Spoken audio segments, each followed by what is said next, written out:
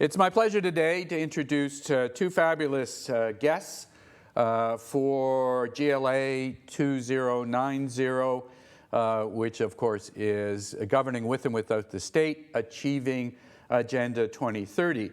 First, let me introduce to you Mr. Martin. Mr. Martin was the 21st Prime Minister of Canada from 2003 to 2006. Before that, he served as the Minister of Finance from 1993 to 2002. He is co-founder, and we'll talk more about that in a moment, of the G20 Finance Ministers and Central Bankers, where he served as the inaugural chair and continued in that position for 3 years. He has a very active life. He founded the Martin Family Initiative. He's been involved with various advisory councils in significant matters in Africa. He's busy, but I appreciate his willingness to be here with us. And also with us today is Colin Bradford. For the students, of course, Colin showed up on an earlier lecture video, which was about the IDGs, the International Development Goals. So just a quick review of who he is. Colin has had an illustrious career in government, serving as a staff member of Florida's Senator Lawton Childs. He held positions at AID, at the OECD, and he also advised the World Bank on development questions. With respect to the academy, he spent a significant number of years at Yale University and at American University in Washington. He has been a non-resident senior fellow at the Brookings Institution in Washington for well over a decade. So welcome, gentlemen. It's a real pleasure to invite you into our class. And let me begin, in fact, with what in fact is the origin story as I see it. Mr. Martin, you're aware, of course, that the G7 had been initiated in the 1970s, but you turned to the notion of a wider set of significant countries. What led you to do that? Why did you believe the G7 was not adequate to the concerns of global governance? Well, thank you, Alan. Let me just say before I begin, as you pointed out, I mean, you and Colin and I'm here essentially to impart knowledge, but I just want the students to understand that Alan and Colin are very old friends, and I have spent my whole life learning from them, so that I intend to do so today. When I became finance minister for Canada, I automatically became a G7 finance minister, and as what one would expect, I went to my first meeting, and we essentially discussed the kinds of things that you would expect finance ministers to do. However, I had spent a good portion of my life outside of Canada, in Africa and in China, and it was painfully evident that neither rising Asia nor the potential for rising Africa was represented at in the G7. And so, with it, probably after about the second or the third meeting, I raised the issue. I said, "Wait a minute. This is essentially a Eurocentric North American group. Where is rising Asia? Where is Africa's potential?" And I got nowhere. It was very clear that fundamentally, at that point, the United States was the world leader, and that the other countries really were not going to share being at that table with the United States with anybody else. Then time goes on, and then one day the we called a special meeting of the G7 finance ministers because the Asian crisis had occurred. And the Asian crisis essentially was a number of Asian countries borrowing short in US dollars, lending long within their own countries, and getting into deep financial difficulty. But it was also accompanied by the largest downturn in Brazil's currency and a debt default by the Russians. And so it was a very large crisis, as a result of which the G7 finance ministers and central bank governors met. And at that meeting, we essentially determined what the Asian countries involved, this is Thailand and the others, should do. And this message was then conveyed to them. And the answer that came back, this is about 2 or 3 years after I had talked about creating a G20. What then happened was we sent this message off to them, this is what you should do. And then about a week later, I got an emergency message. We were going to have a special meeting of the G7. And what it was lo and behold, the Asian countries had basically told us where we could stick our advice. It basically was, who are you guys to call a meeting as to what we should do, and we're not even invited, and then you have the nerve to tell us. That was the end of that particular G20 meeting. And on the way out of the meeting was held in Washington, and on the way out of the room, I tapped Larry Summers, who was then the Treasury Secretary of the United States, tapped his shoulder and said, hey, Larry, let's have a chat. We went up to his office, and I said, this is nuts. This is exactly why I thought that the G20 had to be expanded, and he agreed on the spot. And as a result of that, we went, we got our officials, we had our officials talk to the G6 officials, and we basically they were on side. The piece of advice I would give to any of you, if you ever go into, then make sure that if you get the most powerful country in the world on your side, it goes a long way, and that's exactly what happened with Larry. The G7, all the G7 ministers said okay. I don't think most of them did. Probably didn't even go back to their leaders. They basically said yes, we're going to have a wider group. We then Larry and I had sat down in his office when I went to see him, took out a blank sheet of paper, and this is very important. We chose the countries that we thought should be there. What those countries were obviously the global superpowers, in the case of China and potentially India, but they were also the most important regional powers within their areas. As an example, we picked Brazil, along with Argentina, was picked from South America. And that was their criteria. There was no criteria that they had to be democracies. There was no criteria that we had to like them. What it was is we were looking for the countries that would be able to deliver if indeed the G20 came to a conclusion.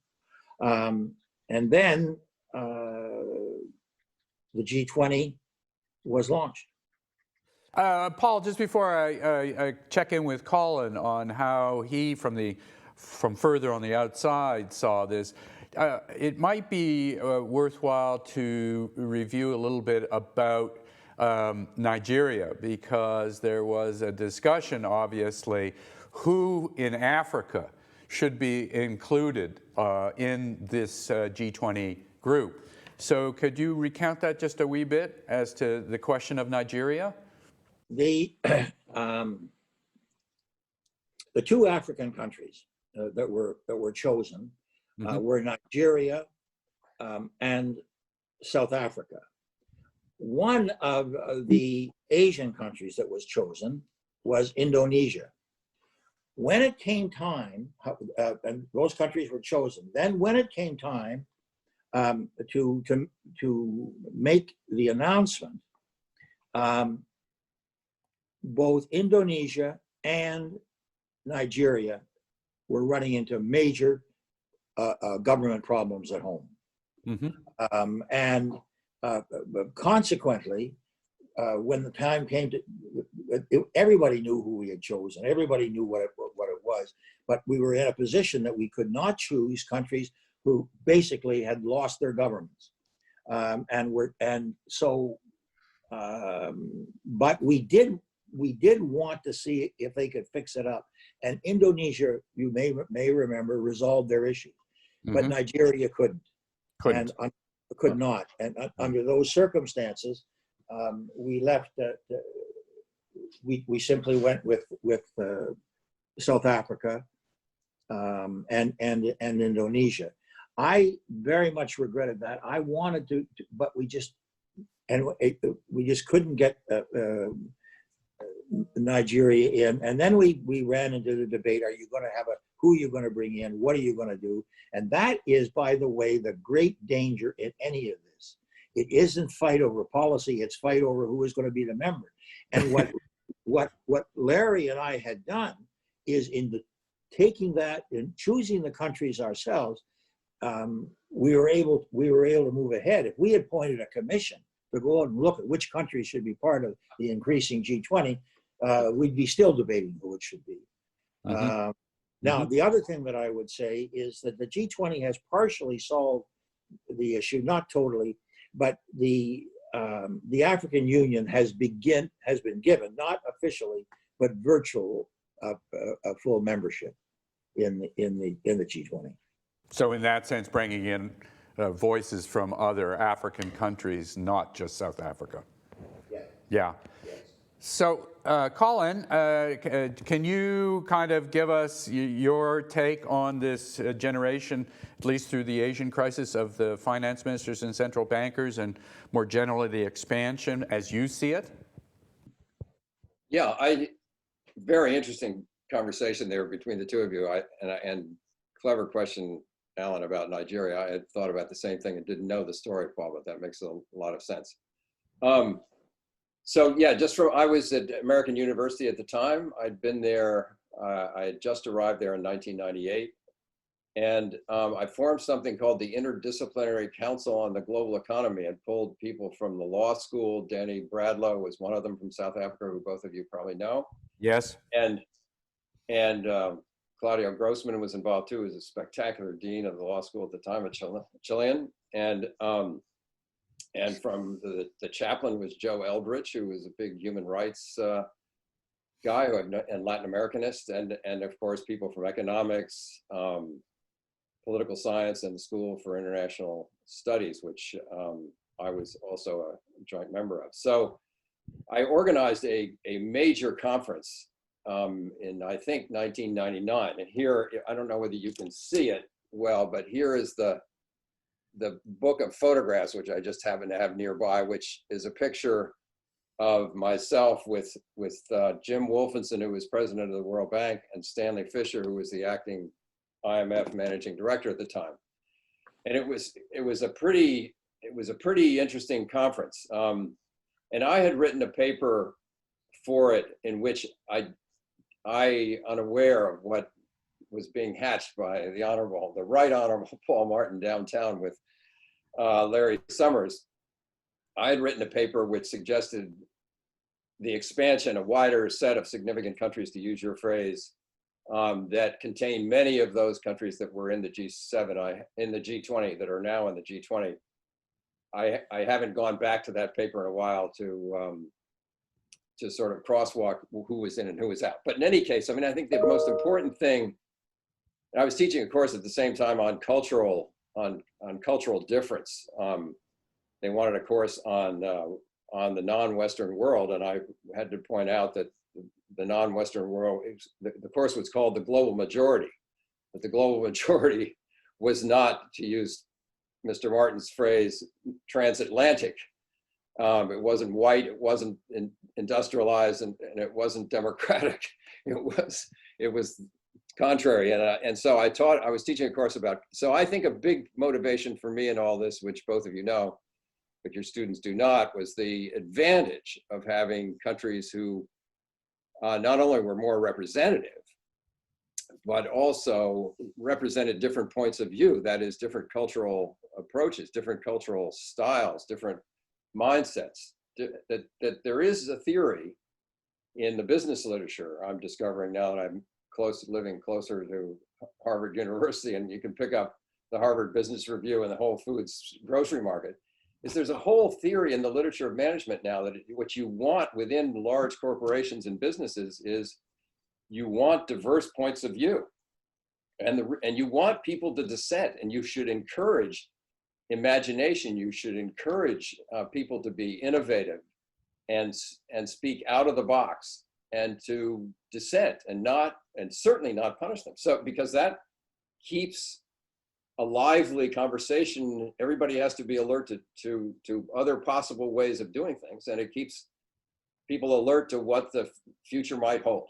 So that's what was as you both know, was central in my mind, still is, that the advantage of the G20 is that it represents intellectual diversity, if you like, different ways of looking at things, and that's helpful to decision making, not harmful. Well, that's very helpful from both of you. Let me then, okay, so we've created the G20, at least at the finance ministers and the central bankers level, but it's also evident that both of you were still kind of working towards something beyond that, presumably. Well, it was called, at least with respect to our friends in Waterloo at CG, the Research Institute, the L20. And I wanted to ask Mr. Martin then, what was his thinking? You had inaugurated the G20, at least at the finance level, and you served kind of as the head of that for 3 years. What was your thinking around this issue of the L20 in the early 2000s? I don't know how much you use the term L20. Certainly, ultimately, it became the G20. But I want to get a sense from you as to what your thinking was with respect to the issue of leaders and the objectives and concerns you had, Mr. Martin, around that in those early years after the Asian financial crisis. Well, I think the first thing to understand is that when the finance ministers and central bank governors essentially decided to go for the G20, there was not a lot of, and I talked to a number of the other public servants who were involved in this kind of thing. There was not a lot of involvement with the people back home. The fact is, these were central bankers and finance ministers. But if you listen to my own analysis as to why it was important to have the G20, and you listen to Colin's analysis, which is superior, which he just gave us, it's pretty clear that if there is a reason for the G20 at the finance ministers level, there certainly is a reason for the G20 at the leaders level, and as a result, what we simply did was to bow to the greater logic of having it. Now, when I became prime minister, I basically took that upon myself to try to get it to the leaders level, and every single member of the G20 wanted to see it go to the leaders level, except the United States. Mm-hmm. And George Bush was not against it. He just didn't think that, from his point of view, that the timing was right. And I talked to him and tried to get it along. We had succeeded with everybody else, but he just felt not right now. And in fact, he did somewhat feel that there will come a crisis, and when that crisis occurs, that's when you go to the leaders level. And to be quite honest, he kept his word. And when obviously 2008, 2009, the financial crisis, that's when it went to the leaders level. And I take it there was a lot of encouragement. Everybody has their own story of this, but that Sarkozy was encouraging. Kevin Rudd from Australia was encouraging. So I presume, as you're suggesting, that really everybody was on board.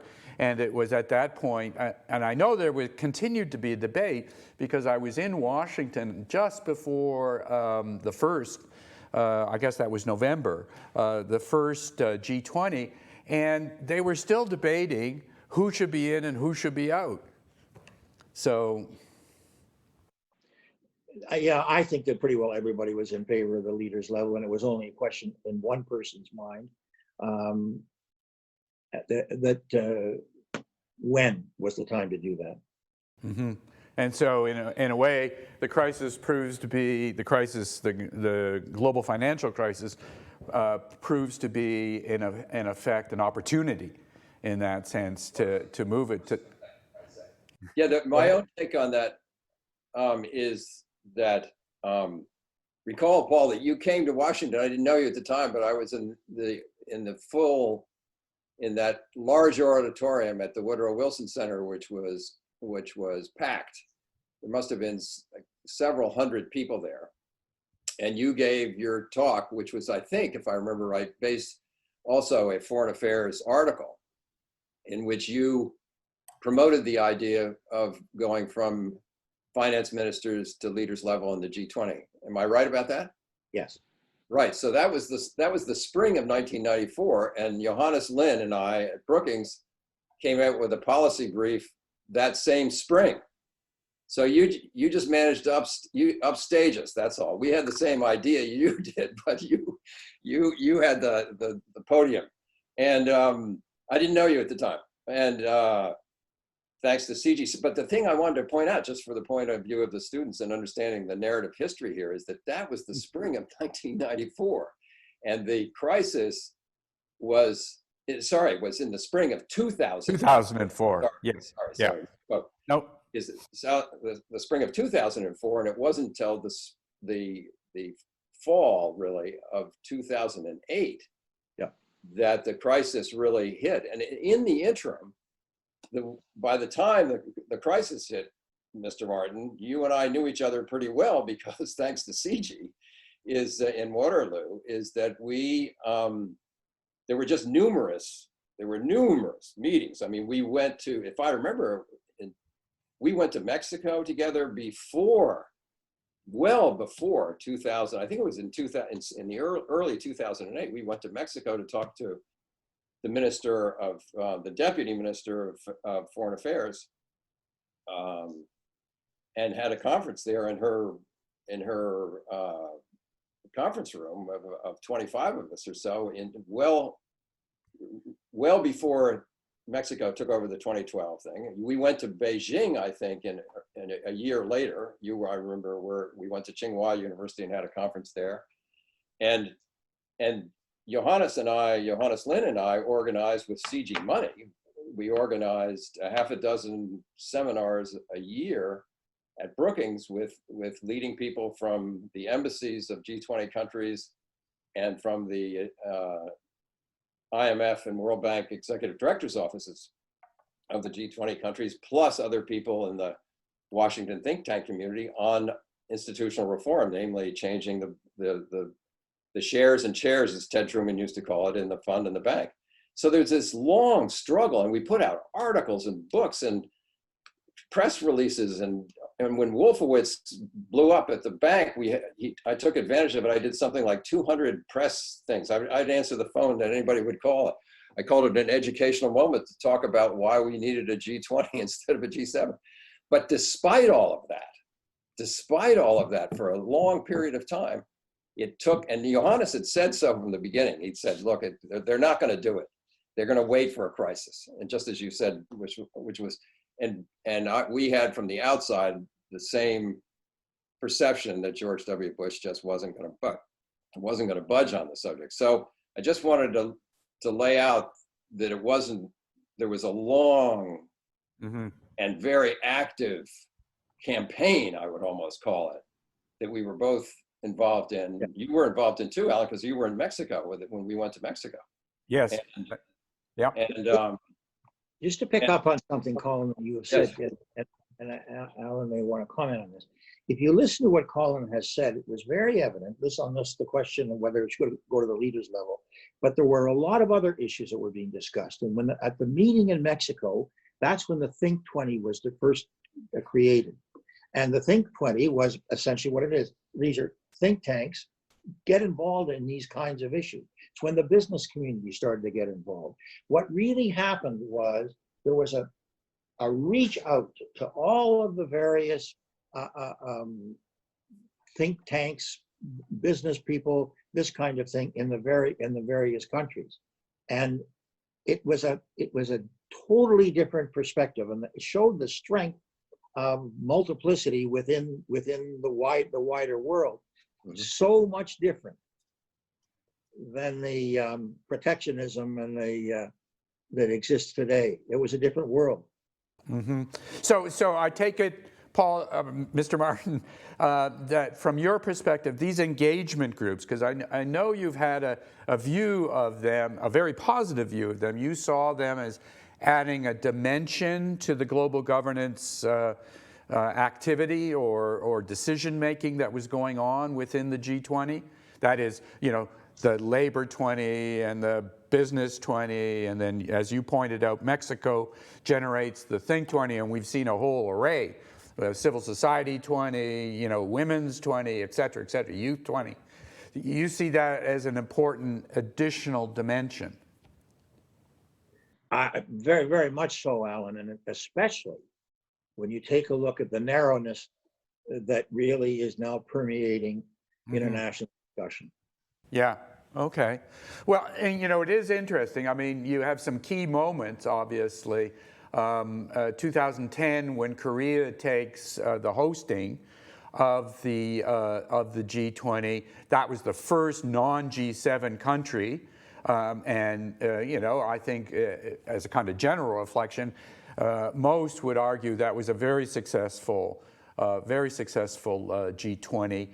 Discussions about development and so forth. And then also another kind of key moment was the Hangzhou Summit in 2016, which was China's first hosting of the G20. And I'm going to ask Colin something about that. But before that, what's the added, from your perspective, leaving aside the engagement groups, which you've referenced, what's the added dimension that the leaders G20 really brings, from your perspective, to this whole collective global governance effort?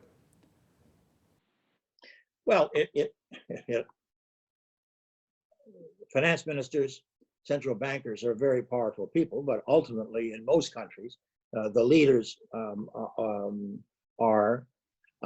I would, and this is, I want to, I guess, not necessarily provide you there with the answer that you're looking for, but that's okay.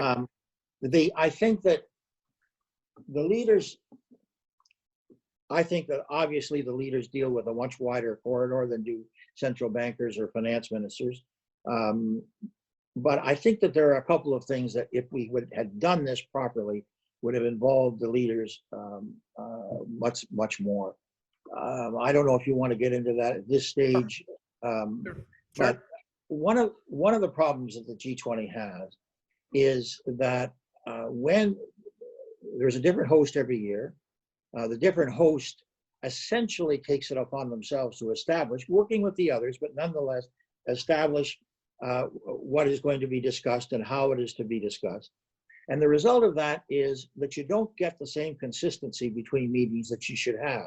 And none of these problems that the world is working with can simply be settled at one meeting. It has to be, they have to be opened at one meeting, they have to be then dealt with and settled at the next year's meeting, and then they have to be implemented. And that lack of consistency is I think is a major problem that the G20 has to deal with, especially when we take a look at the kind of world we're about to go into, which I hope we talk about later on. So I think that, and one of the other issues, and I tell you, this is one in which I have made a switch, the lack of a secretariat. I have been against the secretariat in the G20 from the beginning. And the reason that I was never in favor of a secretariat is I was very worried that these powerful countries were all of a sudden going to say, well, this is what we need. We're going to put together an organization. We'll create our own IMF. We'll create our own think body. And and I didn't want that to happen. I really now believe that we've got to, I still don't want us to ever think that the G20 can create its own institution, but I do think that we need a secretariat actually just for the history, not the historical knowledge. Well, let me give you, Colin, I'll speak. One of the things that those of us who live and work in the parliamentary system, where we have the same public service as the previous government did, is there's a lot of history that understands the issue. Whereas one of the things we find when dealing with the United States is you change so many of the senior public servants when there's a change of government, that lack of history shows up. And I'm a little worried that that lack of history, because of the way the G20 operates, it becomes a dominant factor. And I think that's the kind of thing, in order to make it work at the leaders level, that's going to have to take place. Really? Colin, let me take you back just briefly before we get to the state of the G20 today, that is particularly at the leaders level. But I did want to reference the Hangzhou summit. We had talked about it, the G20 there. Very important that China now was engaged in the very much in the G20 process. But I wanted you to talk a little bit about their decisions with respect to the question of the questions of Agenda 2030, which of course our class is dealing with on and off right through the term. Colin? Yeah. Well, first of all, Mr. Martin, I want to say, I think we should draw you out some more at another time on the issues you have on your mind about how the G20 at leaders level could have been even more expansive than it was at finance ministers level, because the three things you mentioned are really very interesting. I hadn't heard them from you before. I was aware of your opposition to a secretariat before I felt the same way. Your reasons for it now are very interesting and relevant, I think, and the point about the difference between a parliamentary system and the US is very telling. So there must be some more there that we should discuss and try to write up or something and get out there. So very briefly, the Hangzhou was very important. I should note, Alan, just to be a little bit self-serving in our own behalf, is that thanks to Eve Tebergen, who's not on this call, who's a professor at the University of British Columbia and a colleague of Alan's and mine, and are a co-conspirator, co-chair of something called Vision 20, which was founded at Hangzhou 6 months before the Hangzhou G20 Leaders Summit, largely founded by Eve and Alan together. But I think Eve was the driving force. Eve was the mover and shaker there. Right. Alan knows China well, but Eve is married to it. So it's literally literally different relationship. So anyway, from Paul, we haven't talked to you much about what we've been doing, or yeah, we have about what we've been doing, but you're aware of this, is that the Vision 20 was founded then because by 2016, we felt, I joined it later because Nancy Alexander left as a co-chair, and I was happy to take her place when invited by Alan and Eve, because I had felt the same thing that they did, which was that with all due respect to finance ministers, and I'm an economist and believe that economics is important, but it's not the only thing that should drive policy, for sure. And it's highly technocratic, and it's not easy. Economists, even left as a discipline, that does not have an easy time connecting with publics, because the jargon is, in some senses, deliberately obscure and complicated in order to manage the public debate within the discipline rather than between the discipline and the public. And so what happened was that and still happens to this day, I think it's still a problem, is that the summits got overtaken by the agendas and jargon of finance ministers.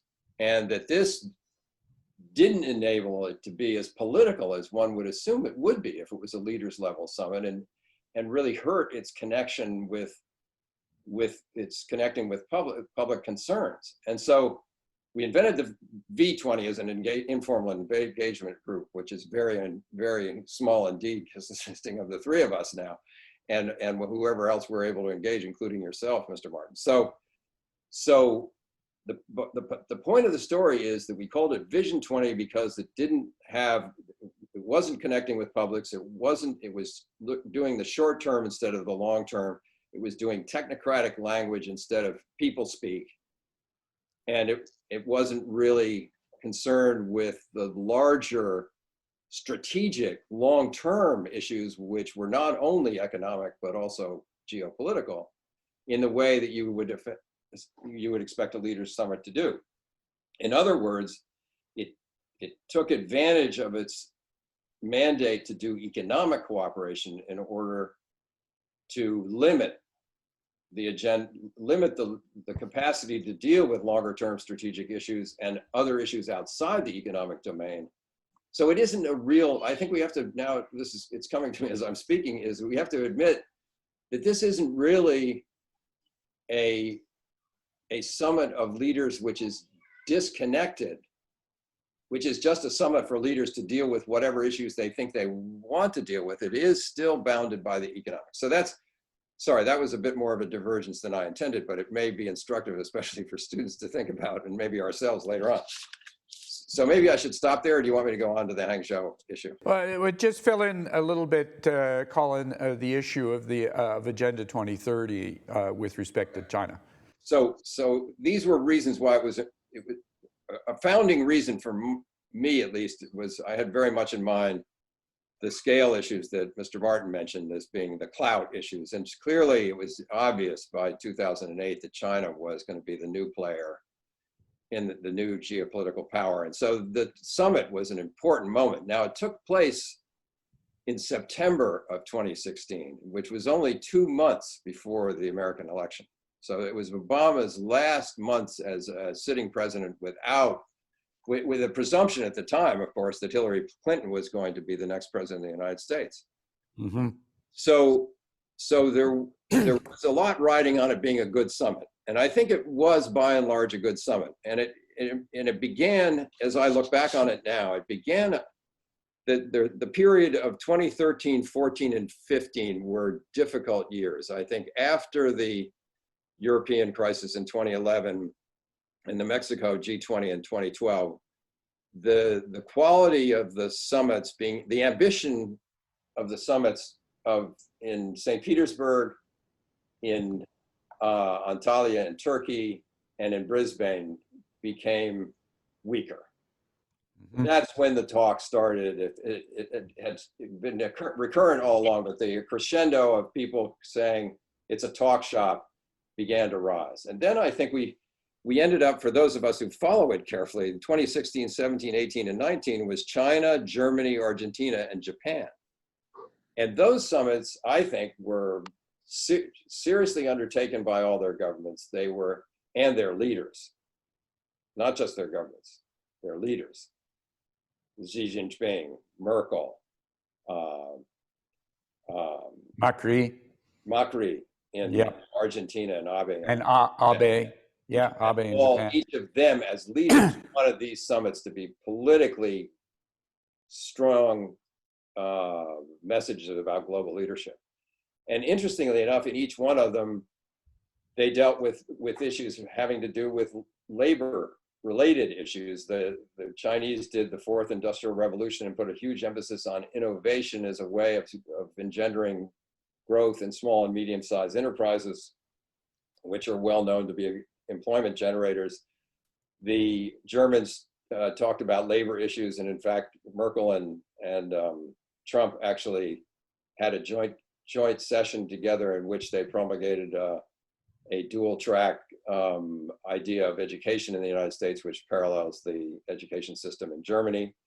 The Argentines under Macri did future of work and did advance that agenda quite seriously. All of this is really roughly the same agenda with the different words, and the Japanese, of course, were very concerned about trust in digital systems and norms, of which there aren't enough norms and not enough trust actually in the digital area. So they attempted to push that. So I think this was a period of strong summits, and it happens that the Chinese had their summit in Hangzhou in 2016, the year after all 194 nations at the UN General Assembly in New York approved Agenda 2030, which was the 17 Sustainable Development Goals that are the subject of this course, and which built on the Millennium Development Goals, which came before it, which expired in 2015, and which were in themselves were based on the International Development Goals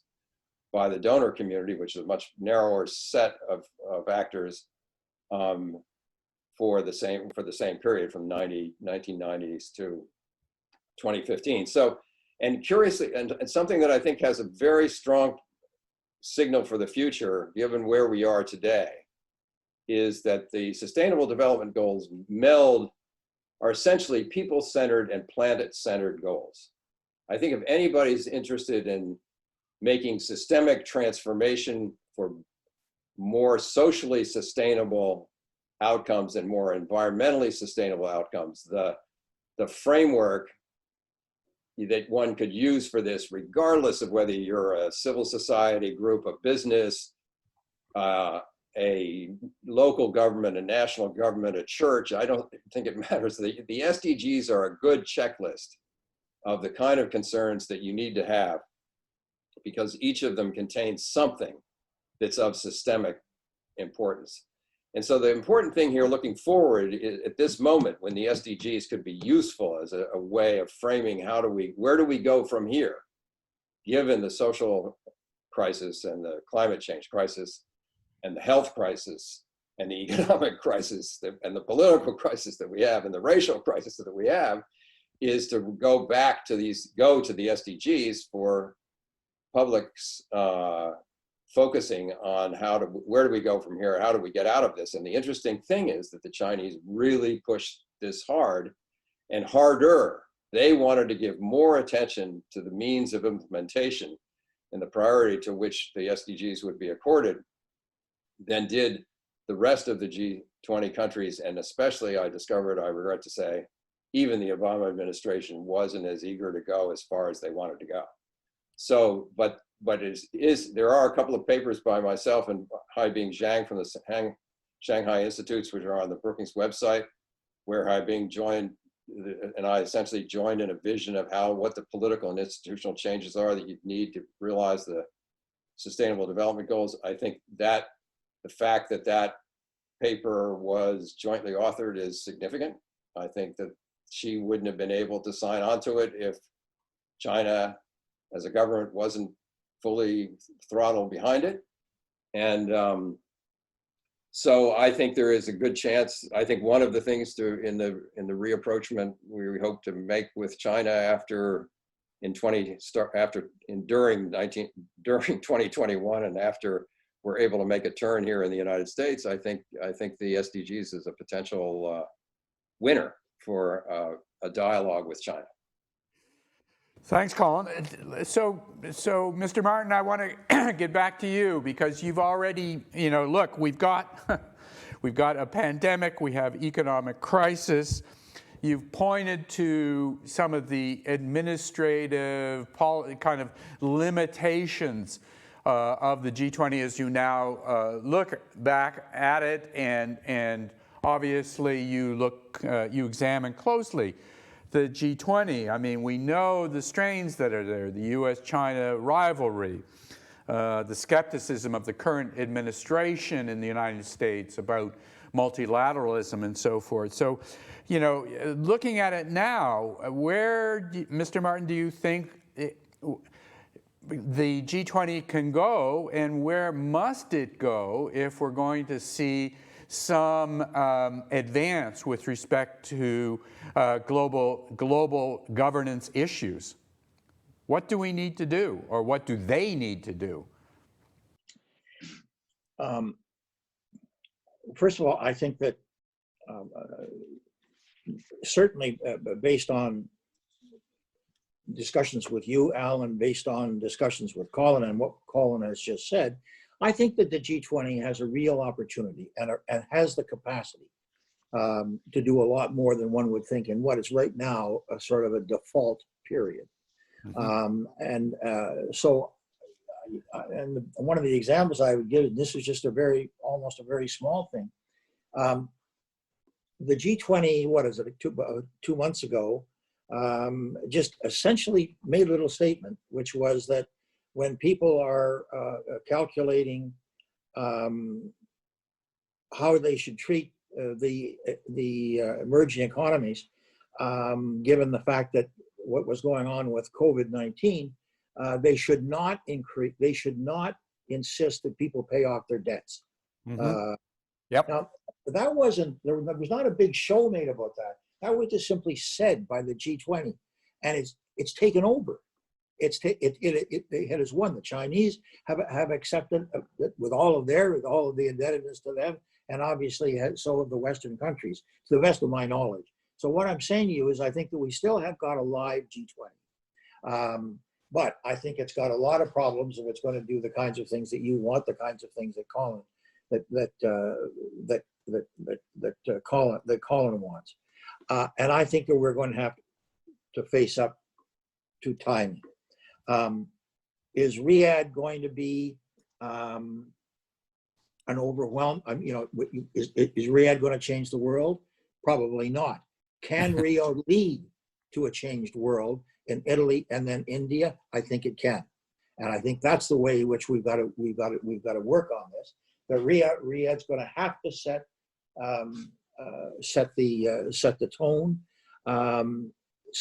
that will make, and I really do believe there are a lot of issues that have to be dealt with, but the two that have to be dealt with is climate change and COVID-19. The fact is that if we don't deal with those two, then essentially the world isn't going to make it to where we want it to go. And what I think, and I think that for the students who are watching this, from the way I see it, my whole life and the lives of the two elderly gentlemen I'm talking to, the fact is that we have lived through big differences because of differences between countries, wars between countries, but humanity's been taken on here. This is a borderless war. COVID-19 is a borderless war, is basically taking on humanity. Climate change is going to take on humanity, and the political problems that will occur in the world if one country basically faces up to climate change and another country doesn't, and which basically then neuters the world's opportunity to deal with climate change, I think is going to cause tensions that are going to be unbelievable. And we cannot allow that to happen. And I think that the G20, as its number one focus, has got to take on the place that there cannot be some countries taking on climate change and other countries stalling. Just take a look. You've got, as Canadians, I mean, we know what's going on in the Arctic. Now, if the Arctic cannot deal with those issues because climate change is essentially flooding the Arctic with warmth, then we are going to have massive problems. And that's only the one kind of thing where you're going to get differences between countries unless everybody faces up. So if you were, I'm not sure that's the question you asked. Yeah, absolutely. But the fundamental question is, where do we go from here? I believe that Riyadh has to essentially, I'm not sure Riyadh is going to be able to come up with the full plan and deal with it. Riyadh, the purpose of Riyadh has to be that Italy is going to be a success. And that India is going to be a success. And that success is a global effort in both climate change and COVID-19. Last word to you then, Colin. What do you think? Well, since we're approaching the end, I want to tell the students that something that I had said at our workshop in March when we introduced you, Mr. Martin, is the students need to understand how important I think you've been in this whole effort. And it's exemplified by you're doing this right now. As I said in March, when I introduced you in the workshop we did on the new global order and include trying to get a alternative framework for China is that you, since 2000, since you left office, you have been willing to join hands with all of us who have been in the think tank community largely to advance a reform agenda which attempts to keep the world institutional structures up to the problems, institutional and governance structures up even with the problems of the day, which we clearly have failed to do, but nonetheless, we've done more as a group of people in the knowledge community than we could have done without your participation in it. And I contrast your continuity in this with what I know of, at least Gordon Brown, and which isn't enough perhaps to say this, but Gordon Brown was the man for the moment. You were the man for the moment in the 90s to make the shift to G20, and again, in advocating for the leaders level in the noughties. Gordon Brown was the man for the moment in 2009, but as far as I know, and maybe it's just that I haven't been included in it, he hasn't been the colleague and the supporter that you've been for those of us who've been working on this issue in the knowledge community, who would have been a lot less effective had you not been willing to throw your ideas and your energies and your clout into the ring. So I want to thank you for that. Yeah, I think the biggest challenge facing the global governance system, apart from the things that Mr. Martin has already mentioned, which are transcendental, is the China problem, or put it more clearly, I think really the U.S. problem. The China challenge and the U.S. problem, let's put it that way, is that China is going to be challenging, and that was foreseeable. The U.S. being a problem was not as foreseeable, not at all foreseeable. And the fact is, the United States has demonstrated in the last 4 years, if you want to teach a class in governance, and you want to give students an example of how not to do it, this administration has been a good example of everything you shouldn't do in governance. It's theater, and it's media centric, and it's not governance. So we've got to start over in 2021. And when we start over, the thing that you've helped us with, again, Mr. Martin and Alan and Eve and I have done, is bring together groups of experts trying to fashion a new framework, an alternative framework for West-China relations, which can essentially, I hate to use the word because it's been used in another circumstance when it didn't work, but reset the relationship between the West and China and try to recalibrate it and manage it in a way so that we can capitalize on those areas where we can cooperate and minimize the frictions and the rhetoric, especially, that comes out of the places where we disagree. And I think that is just central to the whole global governance multilateralist effort of the future, central to addressing the social and climate challenges. If we have a military escalation, geopolitical tensions escalate between the West and China, military budgets are going to escalate with it and crowd out the social and environmental investments that we should make. And I just think it's very unpopular, I'm finding, to be an advocate for a positive relationship with China when the world as a whole has, and especially in Washington and European capitals, have concluded that the only thing to do with China is to compete and win, which I think is a non-win strategy myself. You have to compete with China, no question about it. You have to stand up to China with there are certain red lines that we have and that they have.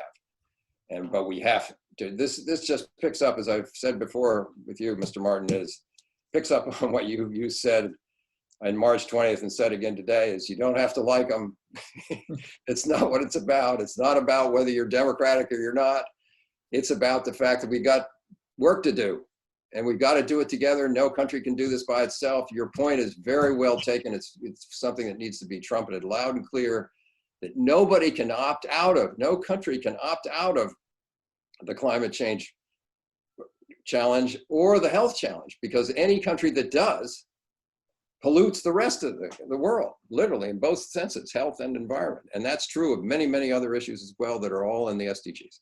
So, I just think we have to find a way forward in this, and that the the election in the United States is absolutely crucial. And actually, I think the fact is that Merkel will still be in power in 2021. Macron is always helpful. Trudeau is always helpful. I've come to understand much more about Giuseppe Conte, the Prime Minister of Italy, in the last few weeks. And I think he has a very strong social agenda. He talks about a new humanism and that the people are the center of policy. And I think there's a good chance that he will run a strong G20 summit that will center on the climate issues, the health issues, the social issues, and that Abe and Moon may join him. We may be able, Biden may be able to talk Boris Johnson and Scott Morrison in Australia into helping out. That turns out to be 9 of the 20 issues. You seem to have a lot of confidence that India can pick up where Italy leaves off, Paul, and I'm eager to know more from you about that. And maybe Joko Widodo in Indonesia can be helpful, and Spain is, after all, a permanent member, and maybe Spain can be helpful. And you also think that, Mr. Martin, that the African Union's present there. So you've got a dozen voices around the table now in 2021 that could potentially drive an ambitious G20 agenda. Maybe. Thank you, Colin. Any last thought, Mr. Martin? Or are you satisfied with the perspective that Colin's given us? As always, I'm satisfied with perspective that both Colin and you have given us. To the class who is watching this, I feel a little bit like I've just gone through an exam. Not true. Oh, I think it's very good. Thank you. Thanks for having me, and thank you, Colin. Thank you, Alan. Thank you both, gentlemen. It was a real pleasure. I anticipate the students will have lots of questions following it, and I look forward to working with both of you as we move forward on the very tough global governance issues. Thanks very much.